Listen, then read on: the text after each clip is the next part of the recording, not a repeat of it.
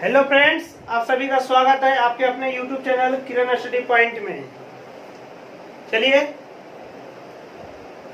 आज हम लोग जनगणना 2011 का पढ़ेंगे। स्पीडी का ये भाग 2 है। तो शुरू से हम लोग चल रहे हैं स्पीडी में, और कुछ आपको हम कुछ दिन के बाद से टास्क देंगे। कुछ टास्क को क्या करना है, फॉलो करते चले जाना है। आप स्पीडी में अपने आप में स्पीड महसूस कीजिएगा। स्पीडी में जीके में क्या हो जाइए, स्पीड। अगर स्पीड आ गया तो आपका क्या हो जाएगा, रिजल्ट होना होता है। चलिए आते हैं हम लोग जनगणना 2011 में।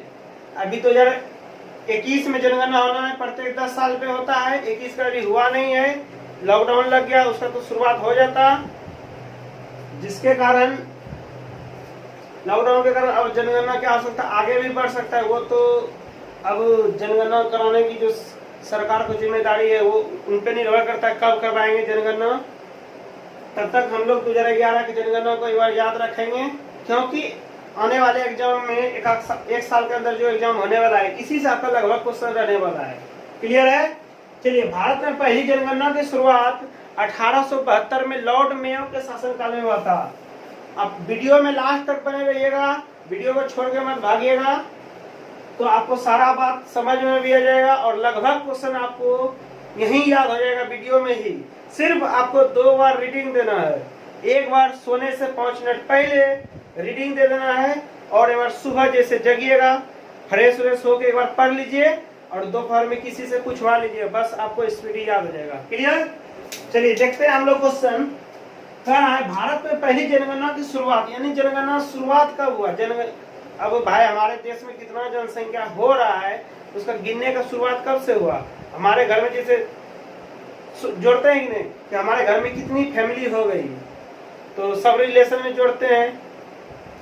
मामा सबको जोड़ते हैं, मामा मामी फुआ को सबको जोड़ के देखते हैं कितना रिलेशन में हमारे रिलेशन में आदमी है। उसी तरह भारत में जनगणना का शुरुआत किया कि आप देखते हैं भारत की जनसंख्या कितनी हुई, इसको पॉपुलेशन बोलेंगे जनसंख्या को।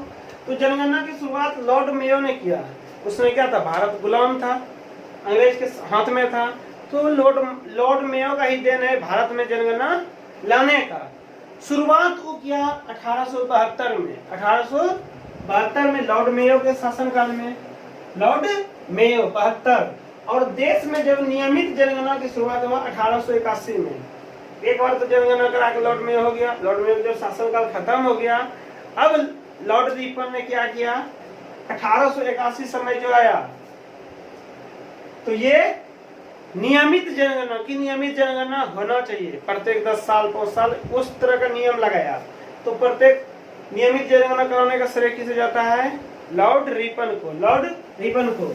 और स्वतंत्र भारत, अभी तक तो 1881 तक क्या था, हमारा भारत गुलाम था, आजाद नहीं हुआ था, अब आजाद होता है। स्वतंत्र भारत की पहली जनगणना, तब तक तो यही रिपन आया, उसके बाद जो सब आते गया, डलहौजी से जितना शासक है अंग्रेज का, वो सब कराते चला गया था। और स्वतंत्र जब हुआ भारत, पहली बार जनगणना 1951 में हुआ था। कब हुआ था, 1951 में। इसीलिए यहाँ से क्वेश्चन पूछा जाता है, स्वतंत्र भारत का पहली बार जनगणना कब हुआ था। आप सोचिएगा, स्वतंत्र मेरा भारत कब हुआ था, 1947 में। तो उसके बाद पहली बार जनगणना कब हुआ होगा, जिसका समय हुआ रहता है 5 साल 10 साल के बाद जनगणना कराना है। तो 47 में आजाद हुआ, तो 51 में क्या हो गया, पहली बार जनगणना हुआ। ये बात याद रखिएगा। जनगणना का महान विभाजक वर्ष 1921 में, यानी विभाजन होने लगा। महान विभाजक वर्ष कब आया, 1921 में। कब आया, 1921 में। और जाति आधारित जनगणना का शुरुआत हुआ कब, 1931 में। कब हुआ, जाति आधारित जनगणना पहली बार हुआ था 1931 में। ये भी बात याद रखिएगा।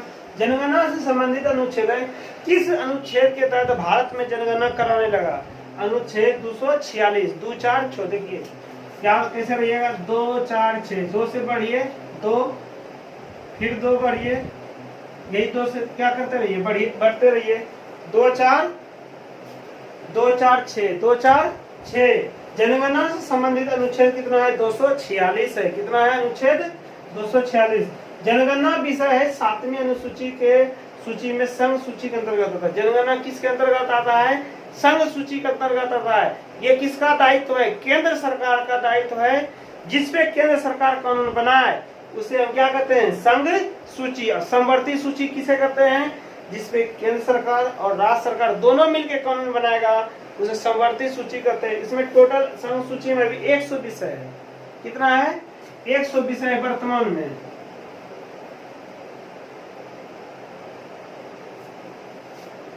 चलिए, जनगणना का अध्ययन कराते हैं हम लोग डेमोग्राफी या जनानिकी भी करते हैं। जनानिकी का पिता मालथस को भी कहते हैं। किसे कहते हैं? मालथस को, याद रखिएगा। जनगणना का अध्ययन क्या कहलाता है? डेमोग्राफी। क्या? डेमोग्राफी। और 2011 की जनगणना का क्रम है देश की 15वीं। कितनी है? देश का 15वां। और स्वतंत्र भारत की, जब से भारत स्वतंत्र हुआ है तब से जनगणना गिनिएगा, यानी 47 में हुआ है। 2011 तक में 7 बार जनगणना हो चुका था। और जब देश की बात आएगा तो कहां से? 1872 से, या नियमित जनगणना से कितने बार हो जाता है आपका जनगणना? 15वीं बार। कितनी बार? 15वीं बार। अगला क्वेश्चन आता है 2011 की जनगणना आदर्श वाक्य क्या है? हमारी जनगणना हमारा भविष्य। हमारी जनगणना हमारा भविष्य। इसमें कुल 29 प्रश्न है। इस बार देखिए अब कितना प्रश्न आएगा जनगणना में। देखिए, जनगणना का प्रश्न मतलब क्या? आपके घर में मच्छरदानी है या नहीं है, शौचालय है या नहीं, ये जनगणना सबका प्रश्न रहता है। जनगणना करने आता है तो आपके घर में कहीं आया होगा तो पूछा जाता है, उसमें टिक लगाता है। आपको पक्की मकान है, आपके घर में शौचालय है, आपके घर में स्वच्छ पीने का पानी आ रहा है कि नहीं आ रहा है, ये सब टिक लगाया जाता है। तो आपके घर में पढ़ा लिखा है कौन कितना है, तो ये सब जनगणना क्या आता है? प्रश्न होता है। 2011 में 29 प्रश्न था। इस बार देखिए कितना आएगा वो बताया जाएगा। और जनगणना का शुभंकर क्या है? प्रगणक शिक्षिका। कौन है? प्रगणक शिक्षिका। देखिए ये आप कैसे रहेगा? जनगणना का शुभंकर बोल सकते हैं प्रेग्नेंट शिक्षिका, प्रेग्नेंट शिक्षिका। इससे याद रह सकता है आपको प्रेग्नेंट शिक्षिका। क्लियर है? हम लोग जब ग्रुप में याद करते थे, लड़के लोग कॉमेडी कर लेते थे याद रखने के लिए। देखिए याद करना है, कोई ऐसा बात नहीं है, ठीक है। जनगणना जनसंख्या की अवधि प्रत्येक 10 वर्ष पे, 10 वर्ष पे फिक्स कर दिया कि जनगणना कब कराना है? हर वर्ष 10 साल पे कराना है। हर वर्ष 10 साल पे। कितने साल पे? 10 वर्ष पे जनगणना सरकार कितने वर्ष में कराती है? 10 वर्ष में। इस बार 2011 की जनगणना है। अब कब होगा? 21 में आ जाना है जनगणना। और प्रथम जनगणना आयुक्त थे कमिश्नर, प्रथम जनगणना कमिश्नर थे डब्ल्यू प्लाडेन। कौन थे? डब्ल्यू प्लाडेन। क्लियर है? आप भी साथ साथ बोलिए डब्ल्यू प्लाडेन। और स्वतंत्र भारत के प्रथम जनगणना आयुक्त आर.ए. गोपालास्वामी। प्रथम डब्ल्यू प्लाडेन, कमिश्नर अलग हो जाता है और जनगणना आयुक्त अलग हो जाता है। आयुक्त आर.ए. गोपालास्वामी और जनगणना कमिश्नर डब्ल्यू प्लाडेन। याद रखिएगा इस तरह से। 2011 के जनगणना आयुक्त थे सी चंद्रमौली। जो ये 2011 के थे, कौन थे? सी चंद्रमौली। इस बार देखिए 2021 में जनगणना आयुक्त किसे नियुक्त किया जाता है, तो उसको याद रखना होगा हम लोग। पहली बार जातीय आधारित जनगणना आपको बताया तो 1931 में। और विश्व जनसंख्या दिवस मनाते हैं 11 जुलाई को। प्रत्येक वर्ष कब मनाते हैं जनसंख्या दिवस? 11 जुलाई को। हम जो ये पढ़ाते हैं इसी का टेस्ट आपको हम लेंगे, आपका हम टेस्ट लेंगे। बशर्ते आप लोग क्या कीजिए, एक चैप्टर हमने पढ़ा दिया इसका भारत एक परिचय, उसका टेस्ट ले लेंगे कल। क्लियर है? और इसका अगले दिन हो जाएगा। इसी तरह आप पढ़ते हुए चले जाइए। और जो रात में सोने से पहले टेस्ट देते हैं उसका एक अलग से स्पीडी टेस्ट कर देंगे, सिर्फ स्पीडी टेस्ट। उसमें टॉपिक वाइज स्पीडी टेस्ट। आप उस टॉपिक को पढ़िए और अपने आप को देखिए, सिर्फ जज करना है कि हम कितना सही कर पाते हैं, कि क्या हम याद किए ऑप्शन से क्लिक कर पाते हैं। अगर याद रहेगा आपके दिमाग में ऑप्शन से भी जरूर क्लिक कीजिएगा। क्लियर है? स्वतंत्र भारत के प्रथम जनगणना आयुक्त है आर.ए. गोपालास्वामी। क्लियर है? आर.ए. गोपालास्वामी। 2011 के जनगणना आयुक्त है सी चंद्रमौली। कौन है? सी चंद्रमौली। पहली बार जातीय आधारित जनगणना है 1931। विश्व जनसंख्या दिवस मनाया जाता है कब? 11 जुलाई। कब मनाया जाता है? 11 जुलाई। कुल जनसंख्या भारत में कितना है? 121 करोड़ है। कितना है? 121 करोड़। देखिए कब का ये है? 2011 का। 2011 का। देखिए प्रत्येक साल जो है ना हम लोग का जनसंख्या कितना बढ़ता है वो दिया रहता है, वार्षिक वृद्धि दर दशकीय और वार्षिक वृद्धि दर। वार्षिक वृद्धि दर 1.64% बढ़ता है, यानी 121 करोड़ है, इसका कितना हम बढ़ाएंगे 1.64%, यानी बटे 100। 1.64% क्या करेंगे, कर देंगे 121 करोड़ का, उतना हर साल जनसंख्या क्या होता है बढ़ते रहता है, फिर उसी में फिर जितना जुटेगा।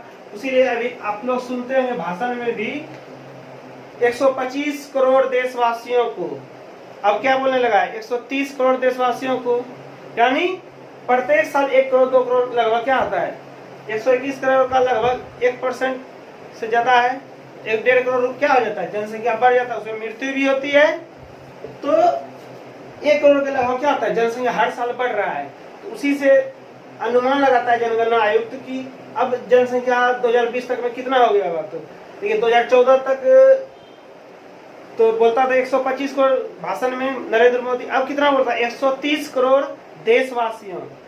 तो अब अभी वर्तमान में उसी का आधार पे पता लगाया जाता है कि कितना 130 करोड़ हो गया होगा जनसंख्या, अधिक भी हो सकता है थोड़ा बहुत डाउन भी हो सकता है, लेकिन लगभग क्या होगा 130 करोड़। अभी जनसंख्या कितना हो सकता है 130 करोड़, किसके आधार पे, वो अनुमान वार्षिक अनुमान पे 1.64 कितना बढ़ता है वार्षिक में, साल में 1.64 और 10 की यानी 10 साल में 17.7% बढ़ जाता है जनसंख्या।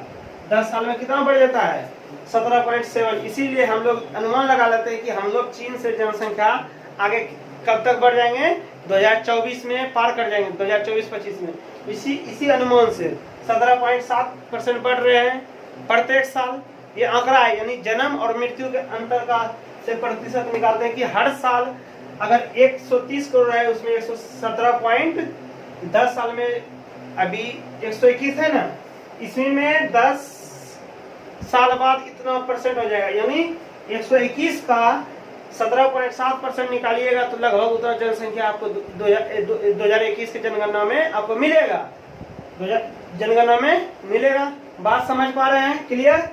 चलिए आते हैं आगे। अब बात होता है जनगणना हो गया, अब आते हैं हम लोग किताब से।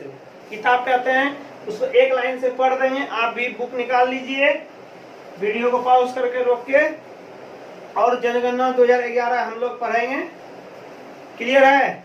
तो आते हैं हम लोग शुरुआत करते हैं पहले क्वेश्चन की ओर से। आपको बोर्ड पे भी दिखता होगा और बुक में भी देखिए, और साथ साथ में आपको क्या करना है बोलना है, अब सिर्फ सुनना है और बोलना, अब कहीं ध्यान नहीं देना है, समझिए। एक तरह से आपका क्या हो रहा है क्यूज टाइप का हो रहा है, ठीक है, और याद करना जो याद नहीं होगा।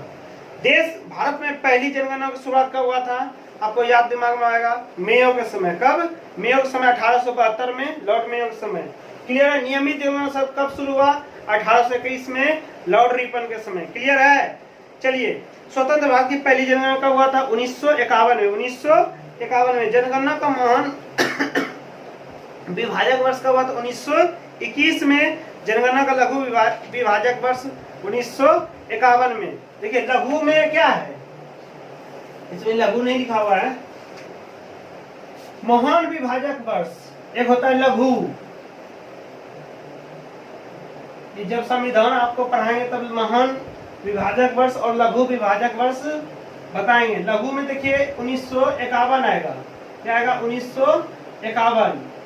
लघु में देखिए जस्ट उल्टा, लघु में होता है छोटा लेकिन बड़ा लेना है, और महान में अधिक होता है छोटा लेना, 21 लेना है, क्या लेना है 21। 1921 में आपका एक और काम हुआ है, दिया सलाई फैक्ट्री का क्या हुआ है स्थापना हुआ है, कहाँ अहमदाबाद में, ठीक है 1921 में। आगे आइए हम लोग फटाफट आते हैं, कम समय है। जनसंख्या का अध्ययन, डेमोग्राफी या जनगणकी, क्वेश्चन छूट गया है, एक और देख लीजिए। जनगणना से संबंधित अनुच्छेद 246 246 बताए हैं, 246। और जनगणना विषय जो 7वें अनुसूची के जो कौन कराती है, सूची के आधार पे केंद्र सरकार कराती है जनगणना। जनगणना की अवधि कितने, प्रत्येक 10 वर्ष पे। जनगणना का क्या है अवधि, प्रत्येक 10 वर्ष पे। जनसंख्या का अध्ययन क्या कहलाता है, डेमोग्राफी या जनगणकी। जनगणकी का पिता माल्थस को कहा जाता है, इसको याद रखिएगा। 2011 की जनगणना का क्रम है देश की 15वीं। 2011 की जनगणना क्रम क्या है? देश का 15वीं और स्वतंत्र भारत का 7वीं। स्वतंत्र भारत का कम है 7वीं, जब से भारत स्वतंत्र हुआ है। 2011 की जनगणना का आदर्श वाक्य है हमारी जनगणना हमारा भविष्य, यानी हमारा जनगणना है तो हमारा ही भविष्य में होगा। हम किस तरह से भविष्य को ले जा सकते हैं? तो कुछ दिन के बाद तो हमारे दो लगभग आजकल अपनाने लगे हैं, अपनाना ही पड़ेगा, क्योंकि जनसंख्या क्या रहा है बढ़ते जा रहा है, जिससे महामारी सब जगह फैल रहा है, जिस तरह से चीन में फैला, जो आज सारा देश भोग रहा है। चलिए आगे आते हैं। 2011 की जनगणना 29 प्रश्न था। 2011 की जनगणना का आदर्श वाक्य क्या था? हमारी जनगणना हमारा भविष्य। और प्रश्न की संख्या 29। याद रखिएगा प्रश्न क्या क्या होता है, आता है आपके घर पे, आप जानते ही हैं। जनगणना को शुभंकर पढ़ाना शिक्षिका, याद रखिएगा। प्रथम जनगणना कमिश्नर कौन है? डब्ल्यू प्लाडेन। कौन है? प्रथम जनगणना कमिश्नर डब्ल्यू प्लाडेन है। अच्छा, स्वतंत्र भारत के प्रथम जनगणना आयुक्त किसे? स्वतंत्र भारत में कौन? R A Gopalaswamy. कौन हो जाएगा? R A Gopalaswamy. इसका कार्यकाल रहा 1949 से 53 तक। ठीक है। जनगणना 2011 का जनगणना आयुक्त कौन बना था? 2011 जो हम लोग चल रहे हैं सी चंद्रमौली। 11 में क्या? चंद्रमौली। चांद को क्या बांध दीजिए? मौली से। 11 में क्लियर। पहली बार जाति आधारित 31। सिर्फ याद रखना जाति आधारित 31, जाति 31। क्लियर है? ओके। विश्व जनसंख्या दिवस कब मनाते हैं? 11 जुलाई को। विश्व कुल जनसंख्या कितना? 121 करोड़। किसके अनुसार? 2011 के अनुसार। लेकिन अभी क्या है? लगभग 130 करोड़ है। और हम लोग जनसंख्या में क्या है? दूसरा स्थान है। पहला स्थान चीन है, दूसरा स्थान कौन है? भारत। ये याद रखिएगा, ये तो सभी जानते हैं। विश्व में जनसंख्या का भाग कितना है? 17.5% है। कितना है? 17.5% है। अगला क्वेश्चन आते हैं पुरुष जनसंख्या। इस सब देखिए उतना याद रखने की जरूरत नहीं है, पूछा नहीं जाएगा। पुरुष जनसंख्या 62.32 करोड़, प्रतिशत में 51.47%। ये सब उतना याद रखना कोई जरूरी नहीं।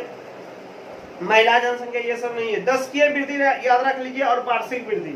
दशकीय वृद्धि 17.7 और वार्षिक यानी साल में कितना जनसंख्या प्रतिशत में बढ़ता है? 1.64%। ठीक है। कुल साक्षरता दर ये याद रख लीजिए 73% है भारत का। कुल साक्षरता दर कितना है भारत का? 73%। और पुरुष साक्षरता उसमें कुल में 73 और पुरुष में यानी पुरुष में जेंट्स में 80% लोग पढ़े लिखे हैं, शिक्षित, यानी जो सिग्नेचर भी करने जाता है उसको करने आता है तो क्या हो जाता है? शिक्षित में गिनती हो जाती है। ये भारत का भी नीति है। और महिलाओं में 64.6%। लिंगानुपात ये सबसे इंपॉर्टेंट है। लिंगानुपात जो आपके इसमें नहीं लिखा हुआ है। लिंगानुपात क्या है? लिंगानुपात यानी 1000 पुरुष पे कितना महिला है हमारे इंडिया में? 1000 पुरुष में कितना महिलाएं हैं? तो कितना है? 943 महिला है। 943 महिलाएं हैं। फीमेल लिख देते हैं कितना पे? 1000 मैन पे। 1000 अगर पुरुष है तो 943 महिलाएं हैं। पुरुष के लिए क्या है? अशुभ समाचार है, क्योंकि इससे कम ही है, कम है ना। तो शादी करने के लिए भी क्या करना पड़ेगा? पुरुष को सोचना पड़ेगा। चलिए, आए दिन तो केस क्या हो रहा है? लड़की पे अत्याचार देखवे करते हैं न्यूज में, इसीलिए सरकार इस पे ध्यान दे रही है लिंगानुपात पे। और शिशु लिंगानुपात, एक शिशु लिंगानुपात होता है, आप लोग जानते भी होंगे। शिशु लिंगानुपात यानी शिशु लिंगानुपात कहां से कहां तक जोड़ा जाता है? लिंगानुपात 0 से 6 वर्ष तक के। 0 से कितना? 6 वर्ष तक का, ये भी 1000 पे चलता है। कितना चलता है? 919 है अभी। कितना है? 919। 1000 पे कितना शिशु है? अगर 1000 बच्चे का जन्म होता है प्रतिदिन तो कितना जीवित रह पाते हैं? यानी 0 से 6 वर्ष तक में अगर 1000 बच्चा जन्म लिया है तो उसमें बच के 919 होता है। कितना बच जाता है? 919। ये भी थोड़ा क्या है, हम लोग के लिए खतरे की बात है। 919 क्लियर है? अब देखिए इस बार क्या होता है, बढ़ता है या घटता है, इसका ट्रिक है। 9 से क्या होता है? नूनू। ये भी 9 से क्या होता है? नूनू। आगे नूनू पीछे नूनू, बीच में एक ही नूनू, यानी 919। इसका ये ट्रिक है, आगे नूनू पीछे नूनू बीच में एक नूनू। 1000 पे कितना नूनू है? 919। कितना शिशु को हम लोग नूनू बोलते हैं? तो 919। क्लियर है? एकदम देहाती और देशला भाषा हुआ। क्लियर? चलिए लिंगानुपात क्या होता है? 0 से 6 वर्ष तक हमारे देश में कितना बच्चा है? 919। 1000 पे 919। किसी को 0 से 6 वर्ष में बीमारी से डेथ कर जाते हैं, या अलग अलग रोग से, निमोनिया बहुत तरह होता है, कोई जानते हैं मारे भी दिया जाता है, या किसी एक्सीडेंट में, सब वो घट के ये है 0 से 6 वर्ष। लेकिन इसमें बिहार में बहुत तेजी पाया गया था। ये किसके कारण? सुशील इसके अश्वनी चौबे के कारण। वो क्या लाए थे? प्रसूति महिला के लिए एम्बुलेंस सेवा लाए थे, जिससे प्रसूति और प्लस बच्चे का मौत का संख्या में कमी आने लगा था, मरने में क्या आने लगा था? कमी। ये किसका देन है? अश्वनी चौबे का। बिहार में पूरे देश में इसी तर्ज पे एम्बुलेंस चलाए जाने लगा कि आप कहीं भी हैं आप हॉस्पिटल तक आराम से पहुंच सकते हैं। अगला क्वेश्चन आता है कि जनसंख्या घनत्व 382 व्यक्ति प्रति वर्ग किलोमीटर, यानी 1 वर्ग किलोमीटर में कितना व्यक्ति रहता है? 382।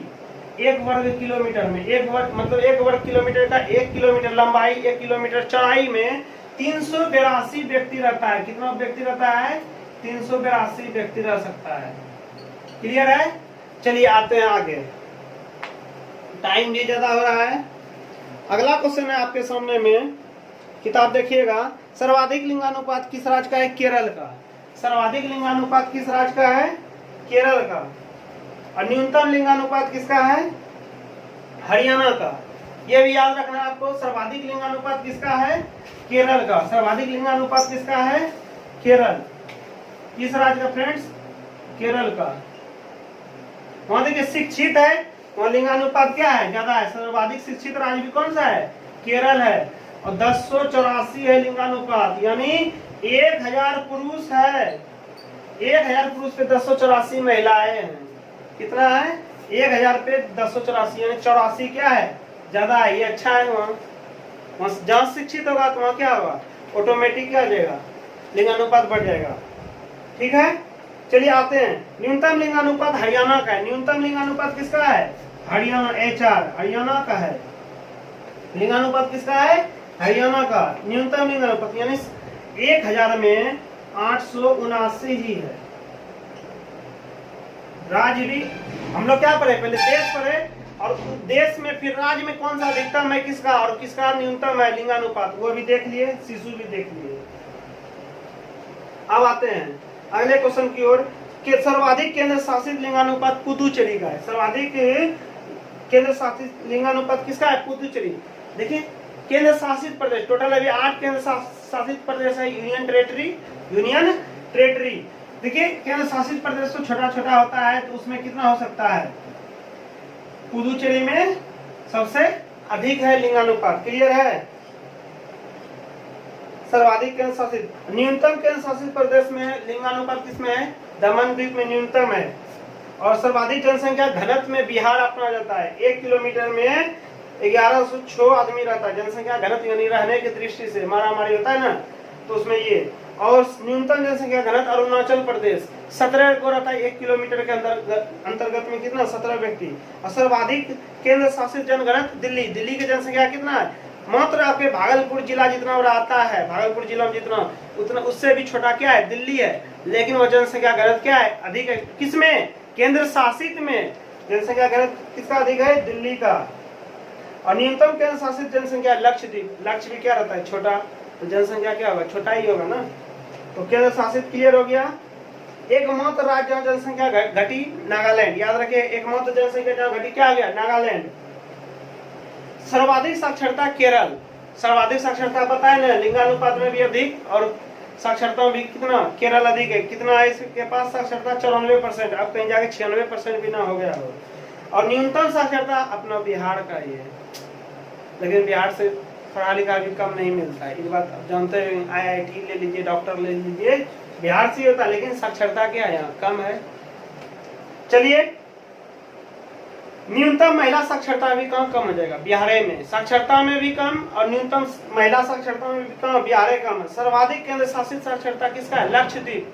लक्ष्य क्या है, छोटा है, तो जनघनत्व में भी क्या हो गया, जनसंख्या में भी लक्षद्वीप छोटा और साक्षरता में लेकिन क्या अव्वल। केंद्र शासित में साक्षरता में अव्वल, लेकिन जनसंख्या में क्या, जहाँ जनसंख्या कम रहेगा तो वहाँ पढ़ाई लिखाई क्या होगा, सही से होगा ही। लक्ष्य जनसंख्या कम का है तो पढ़ाई लिखाई क्या होगा, अच्छा ही होगा। इसलिए साक्षरता किसका अच्छा है, केंद्र शासित में लक्षद्वीप का, न कि दिल्ली का या पुदुचेरी या चंडीगढ़, ये सब केंद्र शासित प्रदेश में किसका अच्छा है, लक्षद्वीप का। इस पे हम टेस्ट भी लाएंगे, आप टेस्ट दे के देखिएगा, ऑप्शन से आप सही कीजिएगा, क्लियर है। और न्यूनतम केंद्र शासित में जो साक्षरता है न्यूनतम, दादर नगर हवेली, किसका है, दादर नगर हवेली। और सर्वाधिक जनसंख्या थाने महाराष्ट्र का है, सर्वाधिक जनसंख्या वाला जिला थाने क्या है, महाराष्ट्र का जिला है, जहाँ कोरोना वायरस अभी सबसे क्या है, अधिक है। थाने एक जगह है महाराष्ट्र में, जिला है थाने महाराष्ट्र का, ठीक है। इसका सर्वाधिक क्या है जनसंख्या, कौन सा जिला है। अब देखिए हम लोग क्या पढ़े, पहले देश राज्य फिर अब जिला पढ़ लेते हैं। जिला में सबसे अधिक जनसंख्या किसका, थाने। और कम जनसंख्या दिवांग घाटी जो अरुणाचल प्रदेश में, देखिए ऐसे 17 रहता था अरुणाचल प्रदेश में, और उसी का एक दिवांग घाटी है, कौन है, दिवांग घाटी। दिवांग घाटी वहां सबसे जनसंख्या क्या है, कम है उस जिला में, यानी अरुणाचल प्रदेश का जिला दिवांग घाटी है, वहाँ जनसंख्या सबसे क्या है, कम है। और अधिक जिला वाला राज्य उत्तर प्रदेश है, 75 जिला है। अधिक जिला वाला राज्य कितना है, अधिक जिला वाला राज्य कौन सा है, उत्तर प्रदेश, कितना है 75। और लेकिन उसमें सांसद वहां चुन के कितना आते हैं, 80। याद रखिएगा ये सब चीज, क्लियर है आपको। इस तरह से आधे घंटे के समय में लगभग पूरा हम पढ़ा दिए, लगभग रटाने का कोशिश किए हैं। स्पीडी एक तरह से समझिए, समझने का बहुत कम है, रटने का ज्यादा है।